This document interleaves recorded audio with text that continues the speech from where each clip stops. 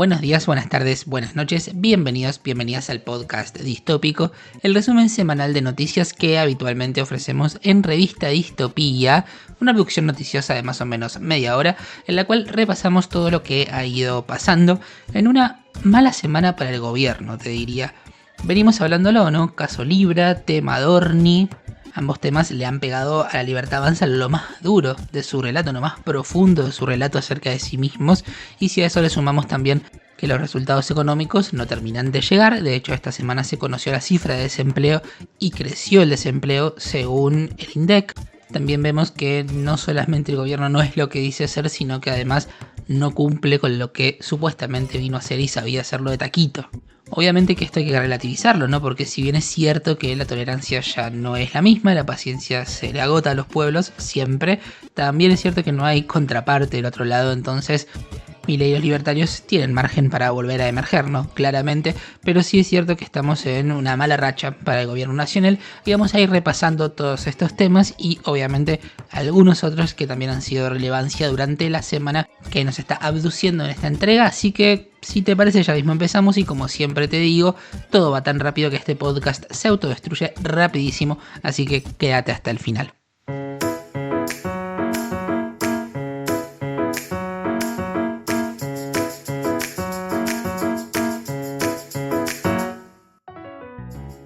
Bien, mientras todo esto que comentábamos recién en la introducción está sucediéndose y desenvolviéndose, Javier Milei andaba de gira. Nos dijimos la semana pasada que anduvo en Chile, que anduvo en Estados Unidos, que ahí se fue a España. Volvió un par de días, estuvo acá en Córdoba, por ejemplo, y si no me equivoco también en Santiago del Estero, y volvió a irse al fin de semana, esta vez a Hungría, a participar en otro evento de la derecha global, es decir, una vez más un evento ideológico. El fin de semana se vio en Hungría con el presidente de ese país, que es Viktor Orbán, una persona tan recalcitrante como Javier Milei, y en su discurso, repitió algunos de sus clásicos como la exageración de datos respecto a la pobreza, respecto a la inflación y demás, y también obviamente se hizo un rato para atacar al socialismo y montar una especie de epopeya discursiva según la cual gente como él y Orbán vinieron a rescatar al mundo de un yugo que él se imagina. Pero yendo a lo importante, prácticamente mientras él decía esto, un par de días antes de que él hablara del desempleo y de la pobreza en Hungría, acá se conocía el dato de desocupación y la verdad que sí, hasta el momento Milei podía decir que según el INDEC el desempleo no crecía. Era un dato que teníamos que relativizar, ¿no? Por cómo se mide y también porque lo concreto es que cada vez las personas necesitan trabajar más horas para conseguir lo mismo, ¿no? Entonces la gente, por el contrario de estar desocupada, está hiperocupada, ¿no? Somos sujetos del pluriempleo.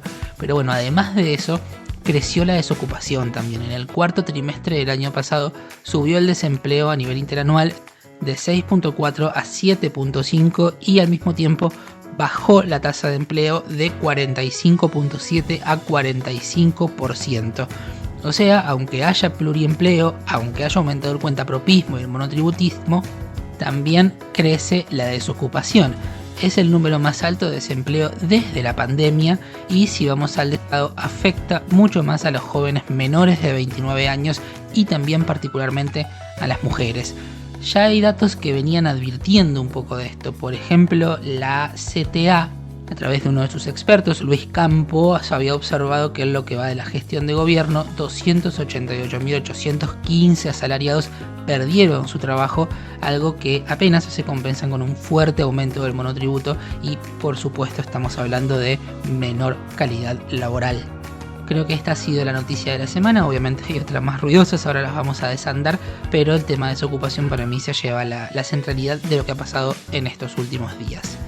Justamente hablando de noticias ruidosas, tenemos que hablar de la criptoestafa Libra, porque como venimos diciendo, Javier Milei, de mínima, como dijo él, promocionó una meme coin que después resultó una estafa para un montón de personas y una avivada para un pequeño grupo de personas. Obviamente cuando digo de mínima me refiero a que la investigación lo involucra a él como presidente de la nación difundiendo una estafa directamente, ¿no? Y por estos días, después de la pericia informática que revisó el celular de Mauricio Novelli, un criptobro, básicamente un operador de criptomonedas que tiene todos los condimentos que tienen los criptobros, este sujeto político propio del capitalismo del siglo XXI, propio también del mileísmo, que era con quien Milei y los funcionarios de Milei interactuaban acerca de Libra y de otros activos digitales. Los peritajes revelaron todavía más cosas durante esta semana. Hay algunos audios en los que hemos escuchado, por ejemplo, que el trader intentó comprar en cash y sin factura algunos artículos de lujo como relojes Rolex valuados en miles de dólares. Después de la caída de la criptomoneda Libra, Novelli también pidió datos de custodia privada y de abogados, y también para contratar y armar equipos que lo defiendan. Hoy en día no se sabe cuál es el paradero de Novelli, esto es importante. Hay documentos que se han ido conociendo, por ejemplo Nicolás Landos en el Destape reveló un audio donde se menciona explícitamente a Javier y a Karina Milei, y Revista Anfibia también hizo un seguimiento interesante acerca de la cantidad de años que tiene el vínculo entre Javier Milei y Mauricio Novelli. Hay dos audios que me pareció interesante escucharlos porque son de un nivel de obscenidad muy grande. No estamos hablando de potenciales estafas muy claras. Es como cuando estamos ante una estructura piramidal, ¿no? Las estafas piramidales, y todos sabemos que eso va a devenir en estafa. Bueno, en estos casos pasa algo parecido, ¿no? Si ladra, tiene 4 patas y mueve la cola, es un perro. Bueno, en este caso pasaba más o menos lo mismo. Primero, cuando Javier Milei era una estrella de la televisión con ascendencia política. Después, cuando Milei fue diputado, en la época en la que sorteaba el sueldo. Ahora vamos a hablar de eso. Y también ahora que es presidente de la nación, por lo menos hasta la criptoestafa Libra. Por lo menos. Pero vamos con los audios. Vamos a escuchar en principio este audio que reveló Jonathan Viale, nada menos, ¿no? ¿Se acuerdan de Jonathan Viale, al que le dictaban las preguntas cuando Milei tenía que justamente explicar este caso? Bueno, en un gran medio editorial de él y del medio en el que trabaja, que es TN de Grupo Clarín, terminan mostrando este audio donde hablan de contratar grupos de mujeres que vayan a la Casa Rosada. No hablan de 4 grupos de 3, 3 de 4. Es de un nivel de obscenidad y asquerosidad muy grande. Vamos a escucharlo. Bueno, 12 minas. 12 minas mínimo, dale. Tiene que ser 3 grupos de 4 o 4 grupos de 3 y ir rotando. Es que, justamente para eso es que uno las compra. Minas, muy fácil levantarse. Muy fácil. El tema es que después te hablan, viste, no de hablar, pero te empiezan a jedear o tenés que, viste, tomar algo, viste, que a veces capaz querés, tipo, pum, comprarla, que llegue, pum, chupar la de su madre. No me lo des ahí, que sabe como termino pagando una o me la saco Don Periñón. Preguntá cómo está libre el barco ese que decís vos, Costos. Bien, estas personas entraban a la Casa Rosada y son con las que interactuaba, por lo menos hasta ese momento, Javier Milei. Ni hablar del rol de la mujer, ¿no? Según esto que acabamos de escuchar, repito, personas que entraban a la Casa Rosada y que negociaban con Javier Milei y que explican parte de su batalla cultural antifeminista, por ejemplo, antimujeres, porque diría que es un odio prefeminista incluso. Bueno, esto es lo que subyace de la subjetividad criptobro.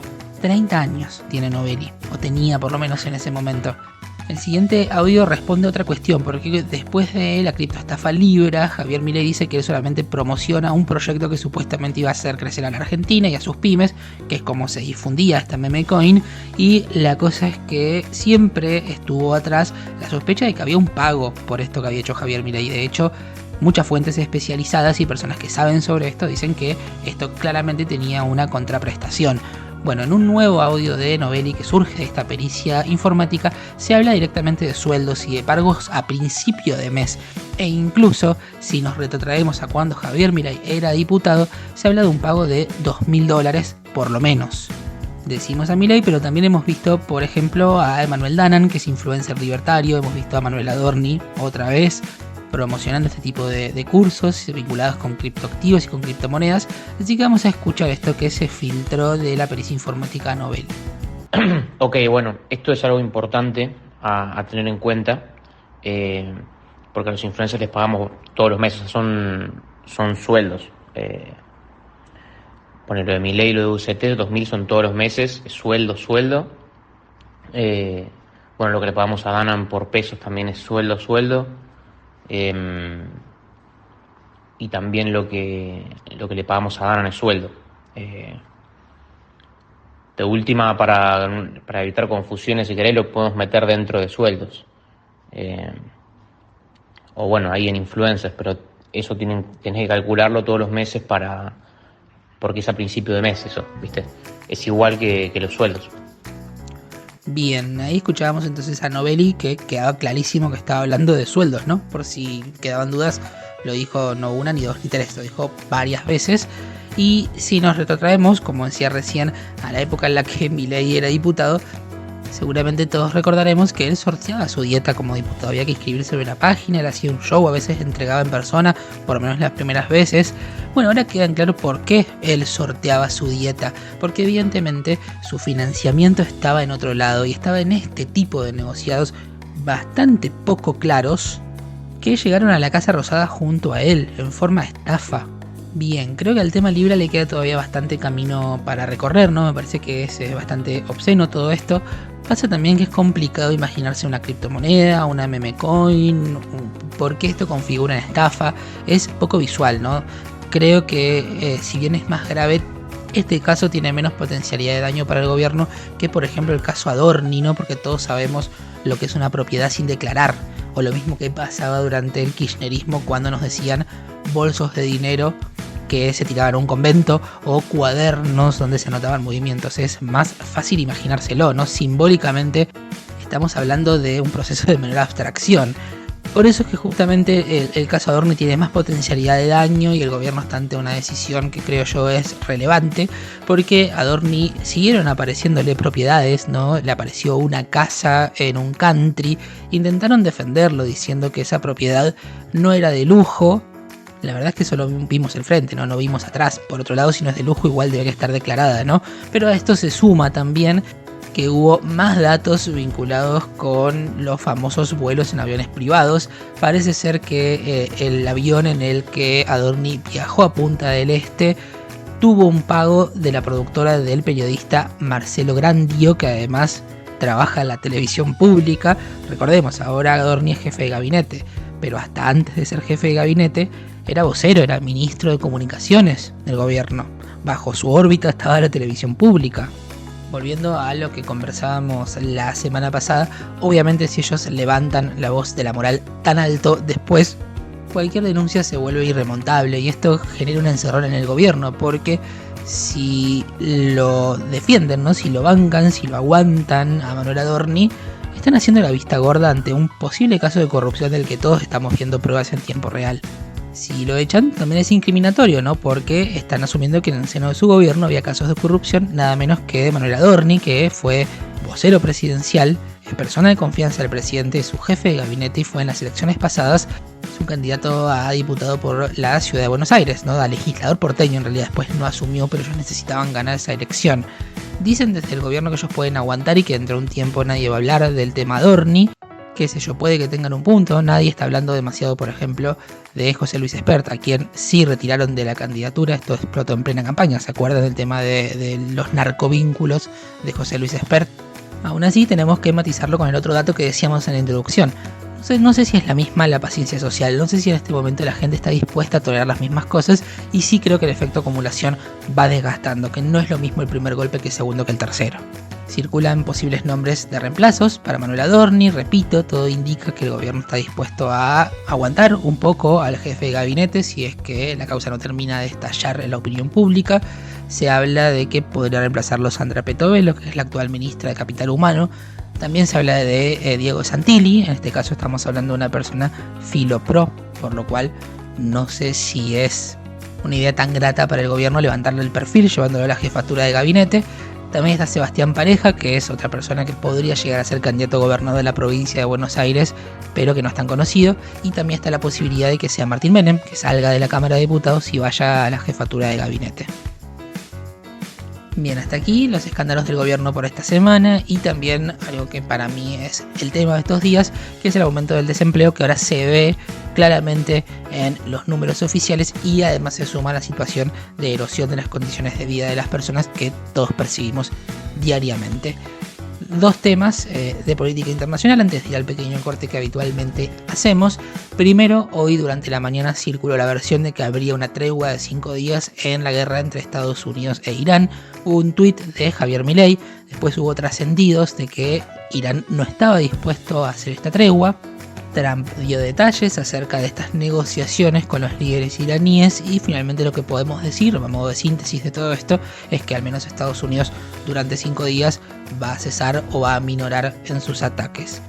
En terreno nacional estamos en un punto bastante complejo de política internacional, porque Javier Milei está alineadísimo a Trump y a Netanyahu.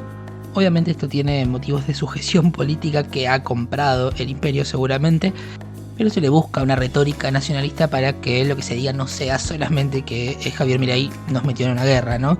Y la que se encargó de explicar esto con sus rústicas maneras, como siempre, es Patricia Bullrich, y vamos a escucharla porque esto para mí también enciende bastante las alarmas.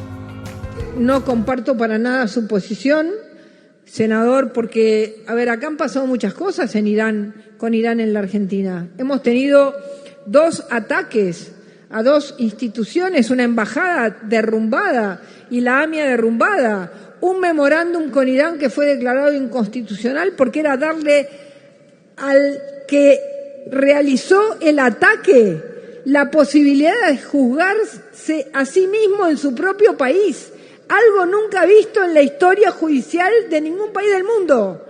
Entonces, esta guerra tiene raíces, y en la Argentina las raíces son los 2 atentados. No estamos peleando contra algo abstracto, no nos estamos metiendo en una guerra ajena, estamos yendo contra alguien que atacó a la Argentina, pero... No nos estamos metiendo en una guerra ajena, estamos yendo contra alguien que atacó a la Argentina. O sea, estamos involucradísimos de repente en esta guerra, obra y gracia de este gobierno.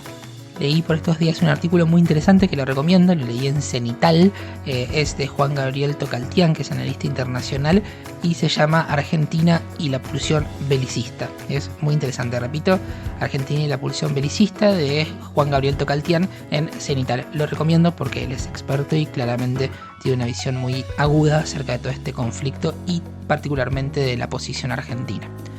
Bien, dicho esto, llegamos al corte que habitualmente hacemos en el podcast distópico. Este podcast forma parte de una propuesta más integral que tenemos desde Revista Distopía, medio totalmente autogestivo, que busca básicamente relatar este tiempo tan distópico que nos toca transitar. Además tenemos un newsletter con notas que podés leer todos los sábados, cambiamos de día, antes era los miércoles, ahora sale los sábados, es gratuito, solamente tenés que estar suscripto desde nuestra página. Así que también contamos con esa propuesta, ¿no? Con un newsletter. También publicamos reels en redes sociales, tenemos contenido para redes y vamos siempre encontrando alguna que otra manera de relatar este tiempo distópico. Tarea que hacemos de manera 100% independiente y 100% autogestiva. De hecho, yo creo que las formas en las que nosotros te contamos las cosas no son tan habituales en otros medios, y esto es posible porque de manera literal nosotros podemos existir gracias a los aportes que nos hacen nuestros suscriptores y nuestras suscriptoras. Puedes aportar por única vez si a vos te interesa esto que hacemos, y de esa manera nos vas a estar ayudando.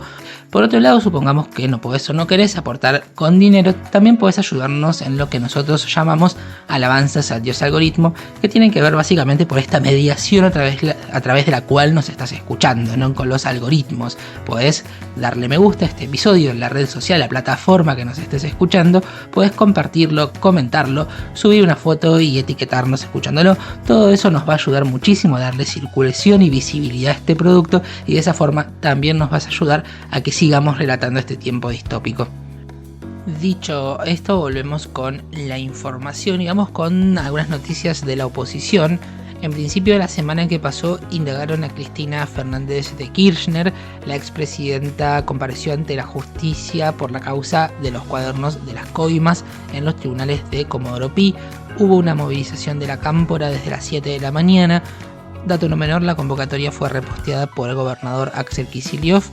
Como está detenida en prisión domiciliaria, no fue trasladada desde su casa en un camión celular del servicio penitenciario, sino que pudo ir con custodia en un auto y con la tobillera electrónica que ella controla sus movimientos. Cristina hizo su alegato, no respondió preguntas, hizo algún que otro comentario sobre la realidad política, también sobre la economía.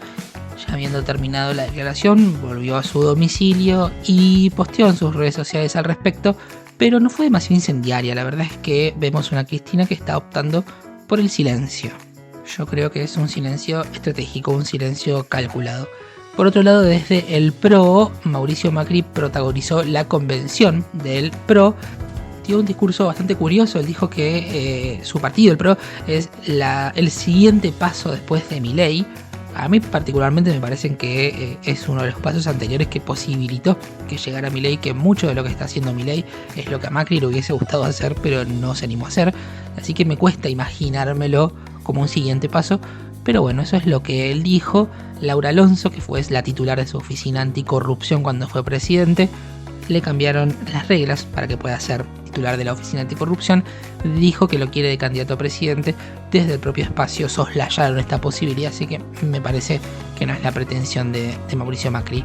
Como estamos en temporada de regresos, Rodríguez Larreta también presentó su nuevo espacio político. Parece ser que aspira a ser jefe de gobierno porteño. Vamos a ver cómo le va.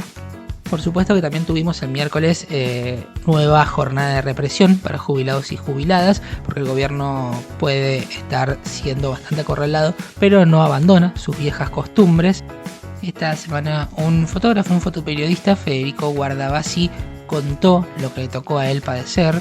Son temas que a mí particularmente me hieran bastante la sangre, me recuerdan en esta semana puntualmente a prácticas de la época más oscura de nuestro país, y él contó qué es lo que le pasó trabajando, cubriendo la represión.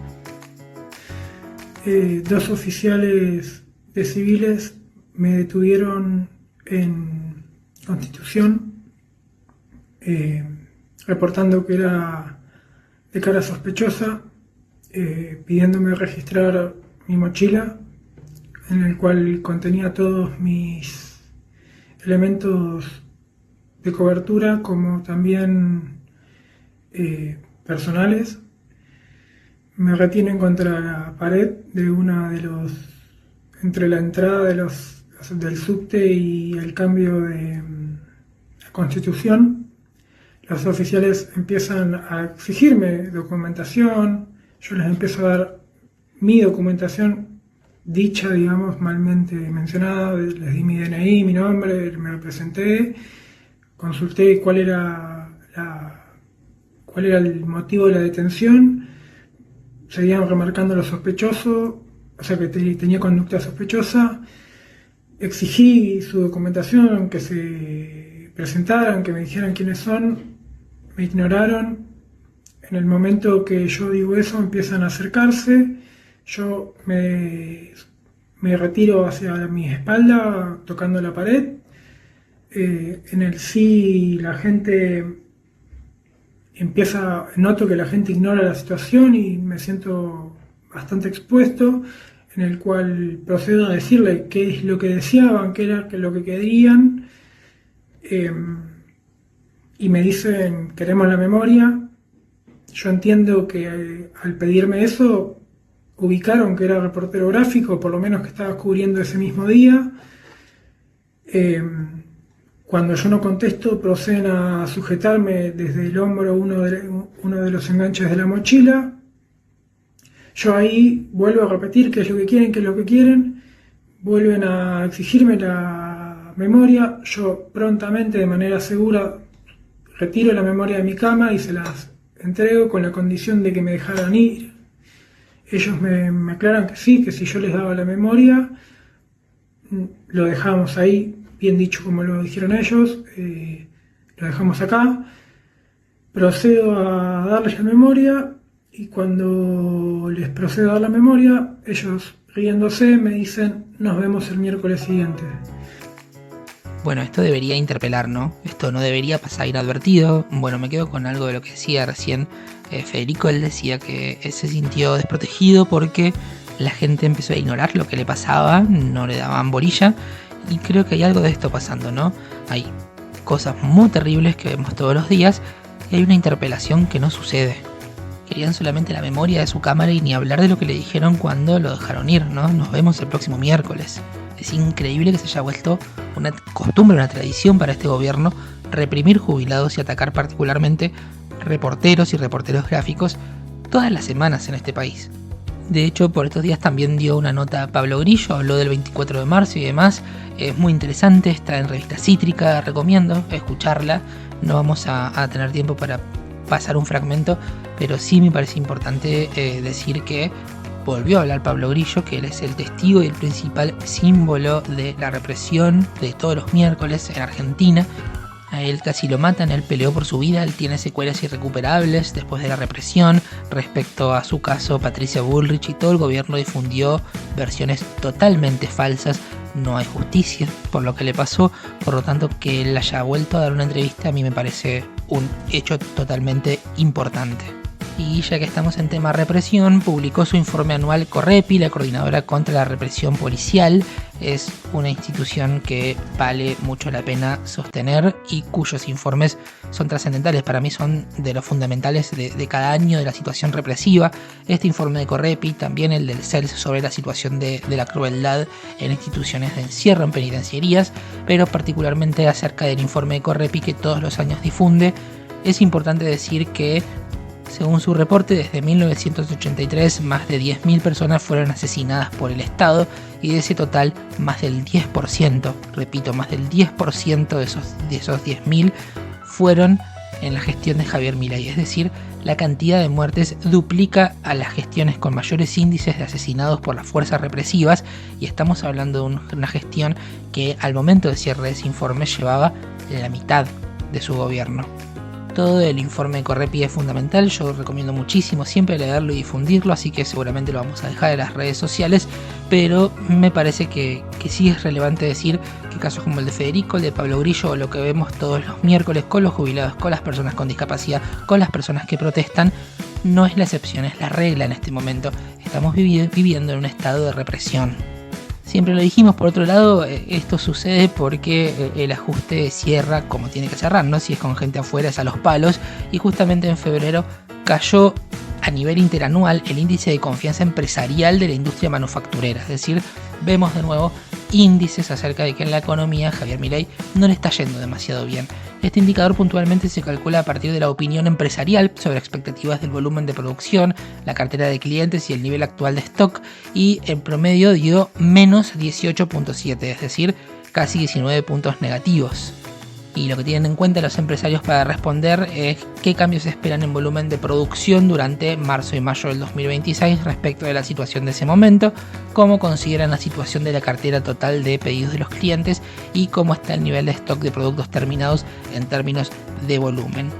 También tuvimos reforma laboral en Argentina que está judicializada y hubo una nueva inconstitucionalidad, particularmente el Tribunal de Trabajo número 3 de La Plata declaró inconstitucional el artículo 55 de la nueva ley llamada por el gobierno de modernización o reforma laboral.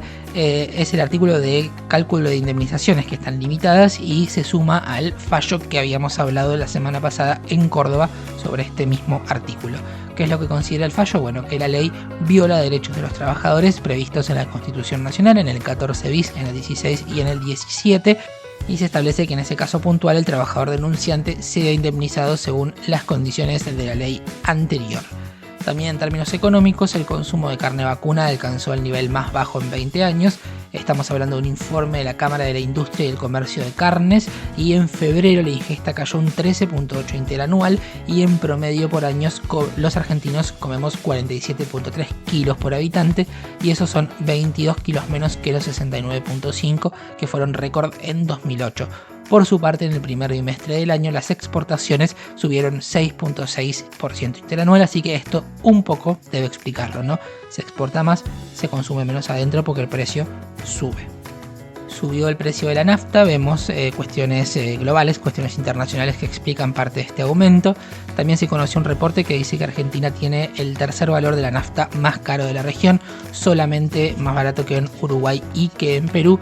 Y un reporte de Fundar dice que el 4.4% de las empresas registradas en diciembre de 2023 bajó la persiana, es decir, 22.608 empresas cerraron desde 2023 en adelante, y esto es un promedio de unas 30 por día. Tema legislativo, el gobierno anunció los proyectos que va a enviar al Congreso, va a enviar cambios del Código Penal para endurecer penas, por supuesto, ley de expropiaciones de tierras de fuegos y la regularización dominial, y propone avanzar con la ley de glaciares, la modificación de la ley de discapacidad y de financiamiento universitario, que han sido leyes y temas muy cuestionados del gobierno libertario y que seguramente van a volver a encender alarmas. Justamente acerca de la ley de glaciares, después de que la Cámara de Diputados modificara la manera de intervenir en las audiencias públicas, distintas organizaciones ambientales presentaron un amparo colectivo en la justicia para frenar las restricciones de participación ciudadana, porque hay más o menos 100.000 personas inscritas para participar y el oficialismo solamente quiere hacer 2 jornadas de debate, una presencial y una virtual. Participarían unas 200 personas, es decir, menos de un 0.5% de las personas que se anotaron, así que obviamente esto es irrisorio. Pequeño audio sobre este tema. Javier Milei dijo que ¿para qué tenemos el planeta sino para liquidarlos? Dijo que no lo tenemos para contemplarlo sino para explotarlo, y vamos a escuchar. O sea, porque no sea cosa que con esto de cuidar a la tierra, con el ambientalismo idiota, o sea, entonces no, hay que destruir el ser humano, porque rompe el planeta. ¿Y para qué está? Digo, ¿para qué nos dio el creador el planeta? ¿Para qué? ¿Para contemplarlo? Bueno, queda clarísimo para qué quiere ley de glaciares Javier Milei, ¿no? Para romper la Tierra, básicamente, para romper el planeta. También en temas de política internacional muy atinadas, Argentina está oficialmente afuera de la Organización Mundial de la Salud. Esto lo confirmó el canciller Pablo Quirno, quien dijo que la Argentina hizo efectiva su decisión de retirarse de la OMS. Esto es porque se cumple un año de la notificación formal y esto implica que el país deje de participar en programas, fondos y foros técnicos coordinados por la organización. Dice el gobierno que va a buscar acuerdos bilaterales para garantizar la vigilancia epidemiológica y la cooperación internacional. Yo creo que no va a hacer nada. De todos modos, el país sigue siendo parte de la OPS, la Organización Panamericana de la Salud. Un tema más y un pequeño anuncio que quiero hacer respecto al tema, no menos importante por supuesto. Mañana es 24 de marzo, Día Nacional de la Memoria por la Verdad y la Justicia. Se están cumpliendo 50 años del golpe de Estado más sangriento, más cruel y más violento que sufrió nuestro país. Hay mañana organizada una marcha que obviamente va a ser federal, va a ser en todo el país y la particularidad es que está centralizada la convocatoria, así que se espera que sea una marcha muy concurrida, por no decir masiva, con réplicas con capilaridad en todos los rincones de la Argentina. La consigna es que digan dónde están y creo que es una buena consigna porque responde exactamente al punto que se suele decir desde la batalla cultural libertaria y represiva que es, no son 30.000, ¿no? Entonces bueno, que digan dónde están. Me parece que está muy bien pensada esta consigna y creo que es una buena oportunidad para que las minorías ruidosas entiendan, ¿no?, qué es lo que quiere la mayoría del país en términos de lesa humanidad. Obviamente va a haber pirotecnia libertaria, seguramente va a venir un video o algún anuncio de los que nos tienen acostumbrados en este gobierno. Creo también que los chistes van causando cada vez menos gracia y que va a tener menos impacto que otras veces. Milei de hecho ya empezó, ya habló de la infectadura, de la dictadura de Pedro Can y demás. Creo que son provocaciones y mi sensación es que mañana la movilización va a dar un mensaje muy claro. Repito, mañana 24 de marzo la invitación es a marchar en todo el país y la consigna es que digan dónde están e invitan a armar pancartas con la foto de un desaparecido, de una desaparecida en tamaño A4 con el nombre y la consigna, a pegar la imagen sobre un cartón resistente o una cartulina y a ponerle un hilo o cinta para llevar en el pecho durante la marcha y simbolizar de esta manera memoria, identidad y compromiso colectivo. Bien, ahora sí, para despedirme un pequeño anuncio. Quiero comunicar que este es el anteúltimo podcast distópico. La semana que viene, con marzo, se va a ir la periodicidad semanal del podcast distópico. Yo creo que los motivos por los cuales fundé, mejor dicho, en primera persona, Revista Distopía, están más vigentes que nunca.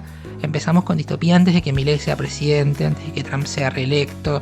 Empezamos con la pandemia que apenas había pasado. Las guerras no habían escalado tanto, la digitalidad estaba insinuándose, la inteligencia artificial generativa no era tan general. Bueno, todos los temas que hemos tocado en Distopía han tendido a crecer y yo creo que han enfatizado el carácter distópico que tiene este tiempo que nos toca vivir, que obviamente presenta muchos desafíos y también la importancia de relatarlo y de encontrarnos en las preguntas acerca de cómo abordarlo, cómo atacar este tiempo distópico. La realidad entonces es que Distopía va a seguir existiendo, pero está obligada a reformularse, básicamente por compromisos personales que hacen que yo no me pueda comprometer a dedicarle el tiempo que le dedico al podcast o el tiempo que le dedico al newsletter, que es bastante, espero que se note, porque lo trabajo mucho todas las semanas o todas las quincenas. Sin embargo, quiero que sostengamos este espacio de encuentro. Entonces, la manera que encontré es restarle la periodicidad semanal. Ya no vamos a tener podcast todas las semanas, ni newsletters necesariamente cada 15 días.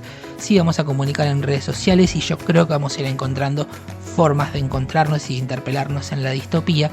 Y junto con esta periodicidad también se va la posibilidad de suscribirse para aportar mensualmente, porque las contraprestaciones desaparecen, ¿no? Ya no hay un podcast semanal ni un newsletter todas las semanas. Entonces va a quedar únicamente la posibilidad de aportar por única vez, si te gusta alguno de los contenidos que hacemos, o si particularmente en ese momento en el que hagamos algo te parece que es importante hacernos un aporte, bueno, vas a poder hacerlo, pero la suscripción mensual ya no va a estar. De más está decir que yo valoro muchísimo este espacio de intercambio que hemos generado. A la mayoría de las personas que escuchan el podcast o que leen el newsletter yo las conozco personalmente y hemos interactuado o interactuamos permanentemente, y para mí eso es un gran orgullo, ¿no? Porque en una distopía tan alienante, sostener un medio pequeño, un medio donde no haya distancia entre emisores y receptores, donde intercambiemos y nos hagamos preguntas, para mí es un gran activo. En términos económicos, no sé si es la mejor metáfora que podría haber encontrado, pero creo que es un punto fuerte de nuestro medio. Obviamente nos queda una emisión, la próxima semana seguramente hablaré un poco más sobre esto, pero por lo pronto sí quería confirmar que la semana que viene termina el podcast distópico y empezamos a reformular, a mutar Revista Distopía para seguir acompañándonos, pero ahora de otras maneras. Dicho esto, llegamos al final del podcast de hoy. Mi nombre es Lautaro Peñaflor Zangara. Si llegaste hasta aquí, te agradezco mucho y nos volvemos a encontrar la próxima semana para una nueva abducción noticiosa en Revista Distopía.